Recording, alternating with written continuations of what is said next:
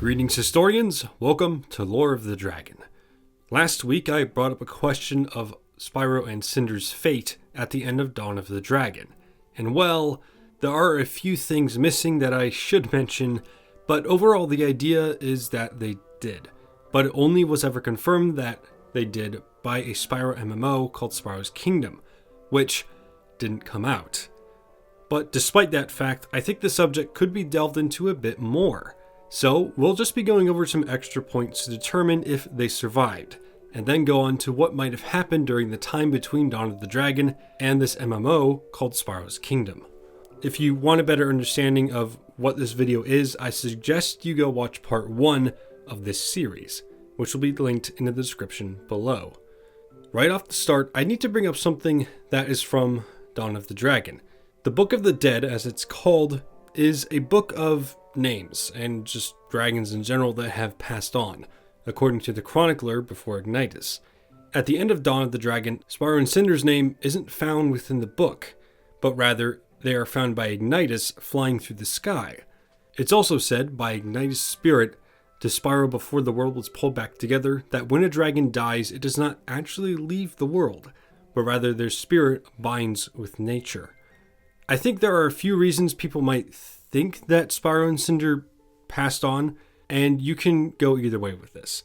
I'm just going to try to bring up the facts that might support each thought, those being if they lived or died. Later, we can delve deeper into how Spyro's Kingdom plays into this, but let's dive deeper into the legend of Spyro for a second. At the end of Dawn of the Dragon, we see a dragon-like nebula in the sky, which does go along with what Ignitus said about dragons joining with nature. But who exactly is this supposed to be, if we go by the logic that Ignitus put forth? Well, there are two ideas that we could have, and these could mean two very different things. One would say it's Ignitus, but he's also the new chronicler later on, which seems to be a role taken on by the spirit of dragons if we go by what Ignitus would be at this point in the story. It could be, in this case, that Ignitus could be both. His spirit binding with nature represented by this nebula, and another part of his spirit becoming the chronicler. Nothing says he can't from what I've been able to find, so that might be a good thought for that.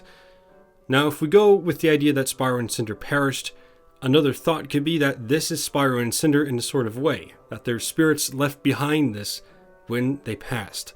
The issue is the Book of the Dead. Putting it simply, if this book writes down all that have perished and we never see them in it, I guess you could say that this nebula would be a personification of Spyro and Cynder's spirit, but I think it would be a stretch. The only way I can really see it being Spyro and Cynder is if they tricked the book into thinking that they were alive somehow, maybe through just the sheer power of magic they held, but I wouldn't bet on it since that's more headcanon than not. Under the belief that they perished, this is where Spyro and Cynder's story ends, with them peacefully frolicking through the afterlife. As for them living, let's see what would need to happen next. What could have happened, and we'll go from that all the way to the time of Spyro's Kingdom. Just beware, most of everything following after this will strictly be headcanon, mainly just for fun. Going directly from the end of Dawn of the Dragon, whatever happened to them to get back to the surface is unknown. It would appear they landed in Avalar, so not even that far from Warfang, at least from what has been shown in Dawn of the Dragon. There's a branch that could happen here that actually I think has been written before, that being that they didn't directly go to Warfang after they arrived in Avalar, or wherever they landed. I think it would just be rather interesting if they just ended up kind of exploring for a bit. Not really worrying about finding the Dark Master because he's gone. There might have been a threat here and there, but overall it seems like their quest was finished. I would say though that this does involve Spyro sort of leaving Sparks behind for a bit. That's honestly just an idea, but I guess it might make an interesting story. I've heard some people do it. Though they would most likely want to find their way back to Warfang, just to make sure that it was safe, and that's because most likely all their friends were there. So I would theorize they went on to find Warfang again, and celebrated the defeat of the Dark Master. Now that's an assumption, as there's not a whole lot I can really do without making this a full-blown fanfiction. So, they arrive in Warfang, and now we face the issue of Spyro becoming a king. First, How could that even happen? And what would actually end up becoming Spyro's kingdom? Well, how I believe Spyro could have become a king is through the Guardians and his status as the Purple Dragon of Legend. Spyro would be a figurehead of the dragon race, and the Guardians could elevate him higher and prepare him for such a role if it happened, which it seems it did. When this happened, we don't know, but where Spyro's kingdom could be is somewhat easy to figure out. Warfang, I imagine, would be the center of this kingdom, and perhaps surrounding towns and groups would join after they heard the defeat of the Dark Master and the victory of Spyro. They could, for the most part, rally around Warfang and get some assistance, as now Warfang wasn't dealing with its own defenses and its own survival. Now, why would Spyro become king? I don't know.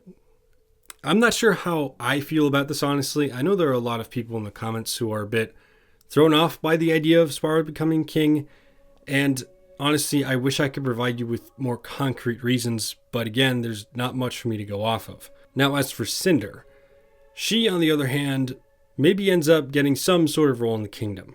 Probably given the end of Dawn of the Dragon and confessing her love for Spyro, maybe she becomes royalty if that works out between them. That's just what I've observed. You can have your own opinion in the comment section, just don't get into a shipping war over it. Now, as for when the game takes place, I can't say.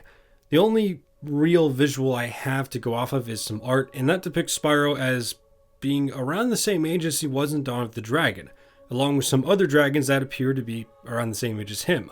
So, maybe this was directly after Dawn of the Dragon, and Spyro was just made king one day, for whatever reason.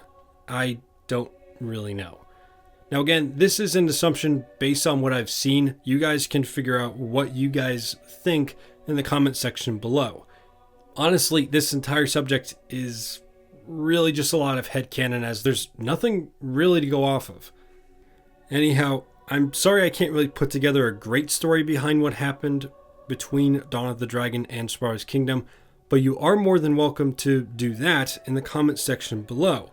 Fill in the gaps between the games, and maybe make a new adventure between the two games for Spyro and Cynder. Sort of a overview of what you think might have happened.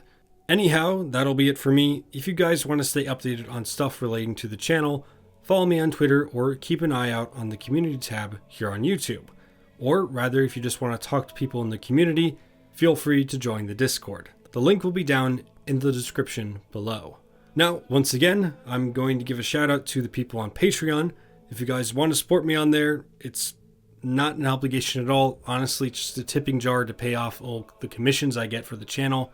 So for the people who are subscribed to the Patreon, thank you very much. Right now, I don't really have that many incentives. I really just have shout outs. But here's a shout out to Abyssal Blue and Echo Restored for the red gems, Azel for the red and green gem, and Kiasu Shin and Lifegiver 100 for the blue gems. Thank you all so much. And hopefully at some point in the future, the Patreon will be more than just a tipping jar, but we'll have to wait and see. But that will be all for me. I'll see you all the next time we talk about lore and speculate. Stay safe, historians.